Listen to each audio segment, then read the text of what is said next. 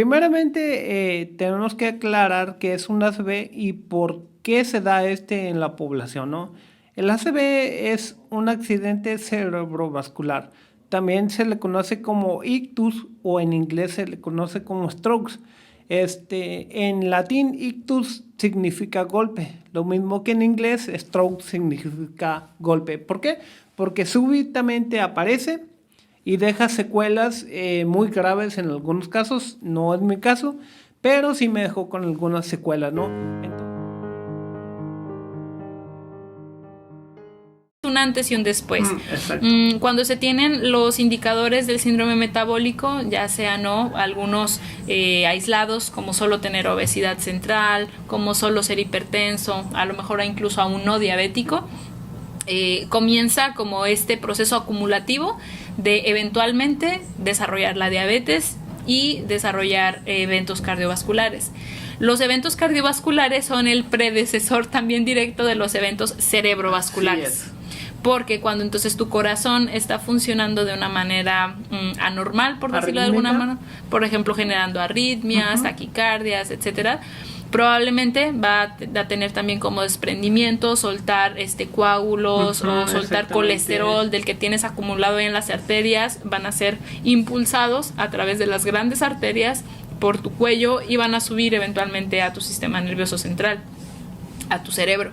Y cuando ya estén allá, pues van a terminar por obstruir el flujo del torrente sanguíneo, por ejemplo, generar una isquemia o bien un derrame.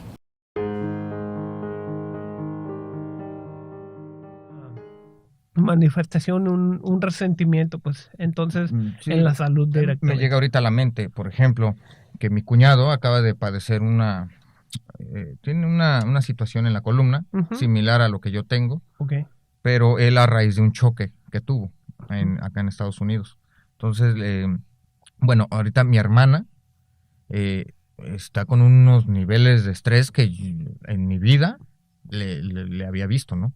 Entonces, es porque el solo escuchar los gritos de dolor, la impotencia que se propicia por la invalidez momentánea que tiene ahorita, aunado a que pues tiene a sus dos hijos pequeñitos, entonces es un nivel de estrés con el que no estamos acostumbrados a lidiar y en algún momento pues vamos a explotar.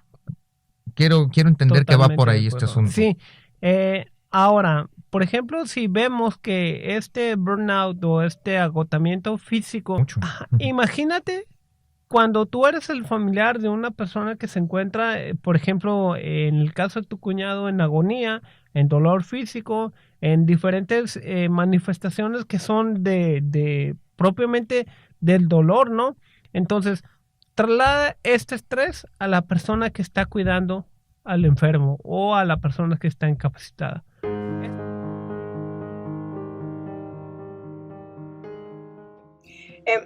Pues prácticamente la familia es la base de la organización.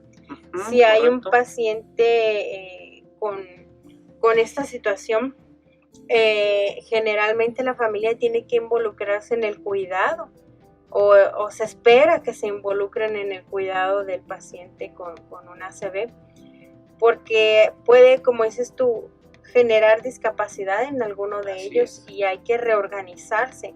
Es decir, cuando un elemento del sistema deja de funcionar adecuadamente, los otros entran al quite, por así llamarlo, ¿no?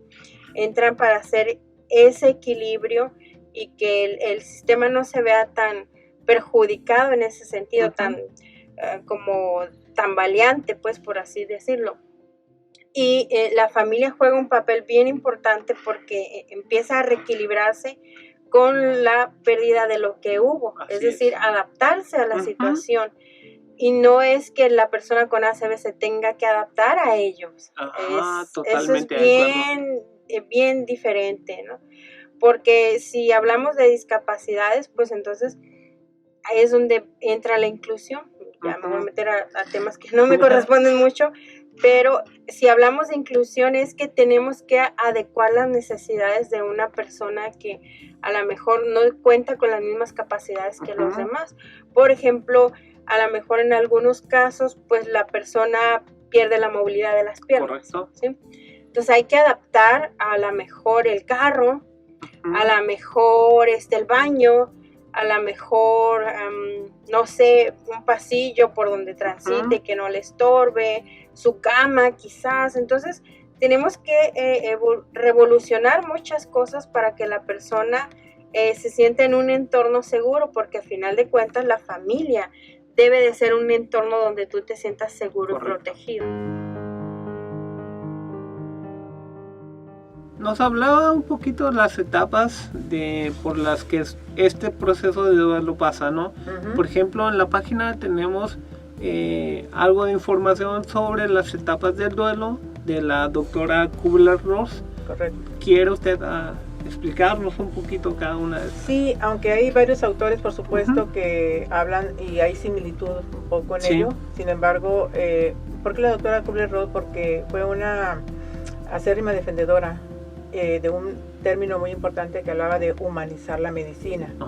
Y humanizar la medicina significó para ella, y creo que es un ejemplo vivo, porque aunque hayan pasado muchos años, es justamente que aquella persona que está en proceso de terminar o concluir su vida, más que alejarnos, más que darnos miedo de acercarnos, es más bien acercarnos, y sobre todo el abrazo y el acompañamiento, el tocar, escuchar, es importante. Entonces, de ahí las etapas que hablaba ella, es la primera, que es la negación, donde hay una negación respecto al noticia, diagnóstico que estamos recibiendo, que estamos escuchando. Por eso es importante que cuando alguien va a recibir un diagnóstico, un resultado, sea favorable o no favorable, finalmente, pues que lo acompañe a alguien. Acompañado, siempre que esté acompañado a alguien, porque no sabemos las reacciones que puedan presentar. Entonces, en esa negación, pues se puede presentar en diferentes circunstancias. Y lo importante es que las etapas vayan pasando y no se quede mucho tiempo estancado en ello, pero es importante recalcar que no hay que apresurar a las personas, porque de pronto las personas que están alrededor de alguien que está pasando, pues no queremos verla sufrir y queremos que pase pronto y anímate, lo presionamos, cuando no es así. Entonces dejamos de ver muchas cosas alrededor de ello. Y la negación, entonces, es esa primera, y luego entonces viene la ira o el enojo. Y la ira y el enojo se dispara por todos lados y con quien sea, cuando de pronto no sabe cómo manejar y su pensamiento llega y irradia mucha ira y mucha rabia con muchas cosas y con muchas personas. Como el clásico, ¿no? ¿Por qué me pasa esto a mí? ¿Por qué me toca a mí? ¿Por qué al vecino no? Y queremos hallar como que que le pase a otra gente y no a nosotros. Y no a nosotros, ¿no? Pero hay que escuchar y hay que dejarlo que exprese esa rabia, no acallarlo, no apagarlo, no ayuda mucho. Y entender por qué lo está diciendo, ¿no? Porque puede estar enojado con muchas preguntas que saltan al aire, puede estar enojado con los médicos, con Dios, puede correr a muchos especialistas para que le den diagnóstico y escuchar que eso está incorrecto, el diagnóstico. Entonces también eso es la ira y el enojo. Y luego entonces enseguida viene lo que es la negociación o el regateo. Entonces negociamos o regatean, coloquialmente como decimos, puede ser también con el médico, puede ser con un ser superior, como le quieran llamar, en relación a pedir una oportunidad más para que esa vida se alargue, para que esa recuperación de la salud realmente venga a incluso con nosotros mismos, ¿no? Con nosotros mismos, así es. Regateamos o negociamos qué es lo que yo tengo que hacer. Exacto, y hacemos promesas, y hacemos una revisión de nuestra vida, y sobre todo pues hacemos ese acuerdo, ¿no? Ese pacto de hacer cosas mejores si hay una mejoría. Y luego entonces viene, ¿qué? Dijimos negación, ira o enojo, negociación. La depresión. La depresión, obviamente no en todas las personas aparece. Entendamos que la tristeza muy profunda es parte fundamental que acompaña desde el inicio, pero la depresión puede ocurrir también en las personas. Aquí quiero hacer una pausa, maestra. ¿Cuándo hablamos de depresión y cuándo es tristeza? O sea, ¿son estos niveles o son sinónimos? Explíquenos un poco más. La tristeza es una emoción, ¿no? Así como el miedo y el enojo. Es una emoción que debemos expresar, sentirla, porque hay que sentirla. Y podemos estar sumidos en una tristeza muy, muy profunda, que a veces las personas cuando no tenemos conocimiento o no identificamos, porque la gente no sabemos todo. Por eso la importancia del tanatólogo para que los acompañe, en este caso, es una tristeza muy profunda por tantos pensamientos que llegan a la persona respecto, si acaso hay un diagnóstico terminal, es todo lo que de alguna manera no completa en su vida, pero y lo sume en una tristeza profunda que puede no recuperarse porque no quiere hablar, porque no quiere comer, duerme demasiado, etcétera, etcétera. La depresión es una enfermedad, eso nos queda claro por los médicos y médicos psiquiatras. Entonces, la depresión sí hay que cuidarla, que no llegue a la vida de las personas. Muy importante explorar si acaso la persona antes de esa situación que esté pasando o incluso familiarmente tenga un indicador o cuadro de depresión para estar alertas y cuidar esa tristeza que no se salga de las manos. Entonces, la tristeza es una emoción que hay que mostrarla, hay que vivirla, hay que sentirla, hay que llorarla y entonces cuidar los tiempos también, sin apresurar, pero cuidar los tiempos, de que no se nos alargue mucho esa tristeza, porque a lo mejor puede desencadenar una depresión, si hay, no por sí sola, sino hay que explorar mucha historia del paciente en este caso. Ok.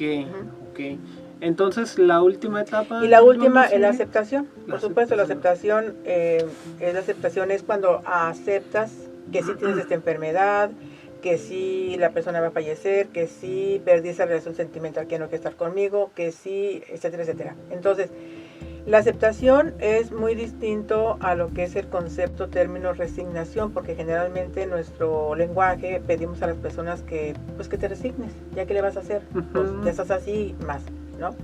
Pero tenemos que alcanzar a ver la emoción que lleva hacia las personas cuando decimos estas palabras. Correcto. Y sobre todo muy importante que la aceptación es cuando ya pasó los pasos previos o las etapas previas de la mejor manera y acompañados. Entonces, todas esas 5 etapas no se van de forma lineal, solamente se mencionan en ese término o en ese orden, pero puede ser que una persona puede ser diferente el orden, ¿no? Totalmente. Puede ser que a lo mejor una persona realmente ni pase por la ira ni por la negación, sino que a lo mejor está en el proceso de la negociación o a lo mejor de la aceptación, quién sabe. Entonces, por eso la importancia de distinguir cada una de ellas para poder saber en qué momento se encuentra la persona y a partir de ahí empezar a trabajar y explorar, por supuesto. Sí, hay personas que se las brincan, ¿no? Sí, se las brincan. Que unos pueden ser antes que otras o después. Incluso no considero que las personas tengan que pensar que están mal si tienen bastante tiempo en una etapa, ¿no? O llega a ver grados en los cuales el tiempo que tardes en una etapa ya puede ser patológico, ¿no? Pero lo normal no es como que, tienes que durar un mes en esta etapa, 2 en esta. No, el tiempo no lo determina, es subjetivo. Es subjetivo y muy importante que la persona sepa, porque pueden asustarse un poquito, sorprenderse de que, ¿por qué me está pasando? ¿Por qué siento esa manera? ¿Por qué siento rabia? Entonces, entenderle y escucharle y explicarle que debe dejar que salga y curse y lo explore, y sobre todo que haga esa liberación de lo que está pasando, ¿no? Cuidado también que un duelo no se vuelva complicado en un momento dado.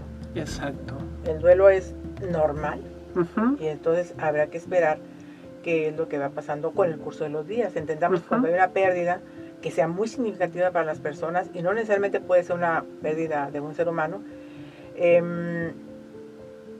Con el paso de los días o las semanas o meses incluso pueden irse dando cuenta apenas de lo que ha estado ocurriendo. Recordemos que las personas en los primeros días están en shock, no sé qué está pasando todavía. Entonces, y eso puede ser un poco confuso, o más bien, pueden confiarse las personas, me refiero a las que están alrededor de la persona, de que está bien, porque bueno, platica, come, pero cuando no hay que perderle de vista porque en un momento dado puede generarse una crisis, y entonces a lo mejor ahí va a empezar precisamente a darse cuenta y a manifestarse. Vida. Exacto. Lo importante es qué vas a hacer con lo que te dejó ese sufrimiento, porque es algo que muy complejo, incluso hasta de explicar. Entonces, la vida como tal es una maravilla, más allá de que hay gente quien dice, pero yo no pedí nacer. El punto es que ya naciste y tienes una maravillosa oportunidad. Entonces, la situación límite mayor, ¿cuál sería la que se enfrenta el hombre? Que hagas lo que hagas no lo puedes cambiar. ¿Cuál sería la situación límite mayor? La muerte.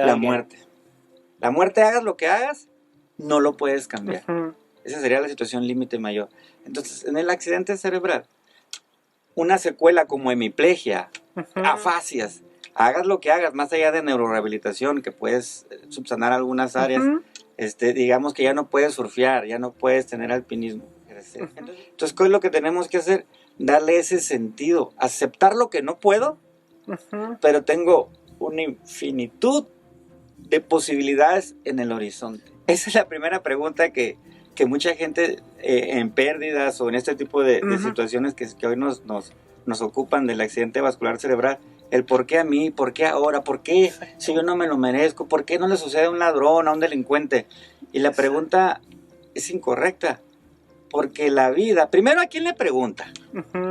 ¿A quién le estaría preguntando? Es lo que yo les pregunto en el consultorio. Bueno, ¿a quién le haces la pregunta? Y cuando revisamos o reflexionamos sobre la pregunta, ¿por qué a mí? La pregunta correcta es ¿para qué? ¿Para qué me está sucediendo esto? Porque al final del día hay algo que tenemos que reconocer. La vida no responde. La vida solo pregunta. La vida te manda como un juego de cartas. ¿Qué vas a hacer con este cáncer? ¿Qué vas a hacer con esta muerte? ¿Qué vas a hacer con esta infidelidad? ¿Qué vas a hacer con esta hemiplegia? ¿Qué vas a hacer con este hijo con labio leporino, con Asperger? Son las cartas, ¿no? Las puedes regresar. Ese es lo que te tocó y tienes la capacidad de dar respuesta. ¿Qué es lo valioso que tengo? Voy a intentar dar una reflexión. En un libro que se llama La Quinta Montaña, de Paulo Coelho, narra un pasaje bíblico de manera novelada que me parece extraordinario. Dice que Akbar era un pueblo que vivía entre dos ciudades. Normalmente estas dos ciudades estaban en guerra. Y a Akbar le iba muy bien porque él surtía no necesariamente los insumos de guerra, pero los alimentos y todo esto. Vivían en la bonanza, vamos a decirle así. Pero en una ocasión, uno de esos pueblos llegó a Akbar y no llegó a surtirse, llegó a arrasar, llegó a robar, llegó a quemar, llegó a violar, ¿sí? Asesinar. Entonces la tragedia llegó. Correcto. Pasada recién la tragedia, estaban todavía el humo, los muertos, heridos, mujeres violadas, esposos fallecidos, estaban en la plaza y estaban preguntando, ¿por qué Dios si somos tan buenos? ¿Por qué a nosotros no nos los merecemos? ¿Quién nos va a pagar esto? ¿Quién se va a hacer responsable de esto? En eso iba pasando el profeta Elías y vio y pidió la palabra y les dijo, señores, es verdad que la tragedia ha pasado, es verdad que esto es doloroso, es verdad que estamos entre las ruinas. Solamente hay una cosa que la tragedia no se llevó, que es todos los que están vivos tienen la capacidad de la reconstrucción. Y lo importante de esta reflexión es que lo que la tragedia, el accidente vascular, el cáncer no se lleva, es la capacidad de la reconstrucción. Correcto. Y ese es el sentido, que tú puedas darle la respuesta a lo que puedes construir y no seas tú el que se encargue de derrumbar lo que la tragedia no se llevó.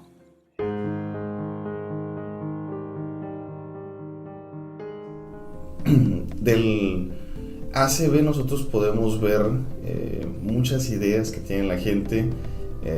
Pues primero es por un problema en cuestión de irrigación sanguínea, que puede ser por una hemorragia, puede ser por un coágulo, y cada uno te va a generar una reacción completamente diferente. Pues yo encontré, por ejemplo, que la gente los menciona de diferentes maneras. Se dicen un accidente cerebral, una apoplejia, un ataque cerebral, derrame cerebral, infarto. Cada quien le da un nombre diferente, pero todos se refieren a lo mismo. El más conocido o el que más ubica a la gente serían las embolias. Ese es un tipo de accidente cerebrovascular, y pues hay problemas en cuestión de motricidad, hay problemas ya sea en una parte una mitad del cuerpo, ya sea por entumecimiento o ya sea por falta de la sensación, y pues se da también en cuestión del habla, tanto de expresión como de entendimiento. Se afecta en muchas áreas del cuerpo. Exactamente. Y pues este ACV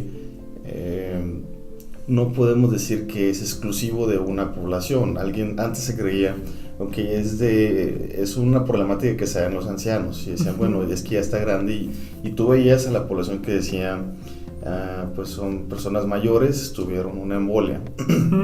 Pero ahora podemos ver que en la población joven, por el ritmo o el estilo de vida que tienen, o sea, fuman, toman, consumen toda clase de sustancias. Agrégale, yo he mirado ya en un incremento de población que utiliza ciertos tipos de fármacos para sentirse mejor, para jugar, viendo esta área en el área de sexualidad. Yo siento que eso es algo que se debería de medicar, pero ahora vemos, por ejemplo, que un joven, simple y sencillamente porque vio en la tele, dijo quiero sentir más, se compra un sildenafil. Y muy riesgoso. Muy riesgoso, porque no tienen ni siquiera la necesidad de ser omitida después de haber tenido una ACV. Entonces, eso es del lado psicológico solamente. Ya en la cuestión sexual y reproductiva es una cuestión completamente diferente. Totalmente. Porque hay gente que piensa, la sexualidad es penetración, pues sería el coito, es placer y es diversión. Entonces también están dejando de lado lo que es la intimidad, están dejando de lado lo que es la ternura, el amor, las caricias, el estar juntos, y se está sobrevalorando lo que sería el acto sexual, lo que sería el coito. Pero entra el miedo de decir, o sea, preguntas como, ¿puedo hacerlo? ¿Puedo generar placer? ¿Les voy a gustar? ¿Me van a considerar atractivo? ¿O me van a ver mal? ¿Puedo tener hijos? En la cuestión emocional, ¿alguien me va a querer así? O sea, porque son muchas situaciones y se tiene que trabajar con ellos. Son muchas las situaciones que se tienen que considerar. No podemos decir a todos les va a pasar igual. Entonces se tiene que ver todas estas áreas, o sea, la cuestión emocional, la cuestión del entorno. El entorno, el caso como tal, o sea, qué fue lo que se dio, a raíz de qué y cómo ha evolucionado. Y son muchos los factores que se van a considerar, pero sí son, pues digamos que uno de los miedos más comunes. Más frecuentes, ¿no? ¿Cuándo es saludable que yo, como sobreviviente de un ACV, retome mi vida sexual? Sean hombres y mujeres, en los dos géneros he visto la misma pregunta. ¿Cuándo es el tiempo que yo, o cuánto tiene que pasar para que yo recupere mi vida sexual sin que me lastime, sin que me haga daño, sin que me afecte, ¿no? Entonces, háblanos un poquito de eso. Pues varía bastante, pensando si ya era una persona casada o si es una persona que tenía una pareja o si es una persona que estaba soltera. Pues muchos de los miedos más grandes que se tienen después de esto es, ¿me va a volver a dar una ACV? Exactamente. Porque o sea, prácticamente la vida sexual tiene que ver con el flujo sanguíneo. Exacto. Entonces muchas veces no sabemos si estamos excitados o me está dando otro ataque. Entonces estoy demasiado, me estoy rojo, o sea, hasta te espantas y no es normal que esté así mi corazón, y te puedes espantar y no enfocarte y disfrutar de tu sexualidad. Entonces es importante que se trabaje como pareja, que se vayan reencontrando, porque muchas veces tienen que volver a conocer las partes que le causan placer, las partes que le causan dolor, porque es volver a conocer su cuerpo. Volver a empezar. Entonces es importante que como pareja tengan esa comunicación de decir, mira, esto me gusta, eso no me gusta, tanto hombre como mujer, y que puedan tener esa cercanía y esa facilidad. Eso sería en el caso de una persona con pareja. Ahora, una persona sin pareja es un caos, porque es ¿qué le tengo que ofrecer yo a alguien nuevo para empezar? Porque nosotros no es como que pues voy a ir a saludar, vamos a salir y ya, sino que ahora es y voy a poder. Y aparte, pregunta número 3, ¿cuánto tiempo tardaré en recuperarme? Bueno, pues esta es una respuesta totalmente subjetiva, ¿no? Hay personas que no tienen ninguna secuela, hay personas que tienen muy pocas secuelas y hay personas que en días las secuelas son mínimas, ¿no? Las superan en días, ¿no? Pero habemos personas que tardamos años, habemos personas que tardan semanas, habemos personas que tardan días y las secuelas dependerán de muchas cosas, de la edad, de la etnicidad, de la alimentación, de nuestro nivel de estrés. Entonces, el que tú te recuperes de una ACV es totalmente subjetivo. Sin embargo, quiero aclarar que una vez que estás en proceso de recuperación, los 6 primeros meses son cruciales para que tú te repongas. No quiere decir que pasando estos 6 meses ya no te vas a recuperar. Quiere decir que después de los 6 meses del ACV, ese gap de tiempo o ese lapso de tiempo es en el que el cerebro se recupera más, en 6 meses. La neuroplasticidad, que es la responsable de que nos repongamos, dura toda la vida. Así es que tómate tu tiempo, ten calma, no te estreses, no te presiones y ve a tu ritmo. ¿Puedo tener un bebé? Hay muchas mujeres que me preguntan si van a poder tener un bebé después de una ACV. Bueno, clínicamente y médicamente no se recomienda que tengas un bebé. ¿Por qué? Porque la labor de parto implica que la aldosterona suba, es decir, el flujo sanguíneo aumente, y considerando los vasos sanguíneos que se rompieron en un aneurisma o que se bloquearon, pueden verse comprometidos por el efecto de las contracciones abdominales para tener el bebé. Entonces, no es recomendable que lo tengan. Sin embargo, hay personas que después del ACV quedan o no les queda ninguna secuela. Y este tipo de personas, o en este caso, si tú ves que no tienes ninguna secuela o que no tienes secuelas graves, puedes consultarlo con tu neurólogo y él te indicará si esta posibilidad es factible para tu actual estado. Es importante que sigamos las recomendaciones que la OMS ha emitido en su portal. Sin embargo, podemos continuar con nuestras actividades diarias. Esta es una perfecta oportunidad para que nosotros podamos trabajar desde casa, ver una película, jugar un videojuego y retomar ese libro que no hemos terminado. Como sobrevivientes del ACV, se nos recomienda en algunos casos tomar anticoagulantes que nos ayudan a adelgazar la sangre y por ende que fluya mejor a través del torrente sanguíneo. Medicamentos para la gripa que suelen alterar la aldosterona, que se encarga de la presión del flujo sanguíneo, se pueden ver involucrados con el tipo de antigripales que se recomienda para la población en general. Por eso es importante que nosotros extrememos precauciones ante esta pandemia. También se pueden contagiar.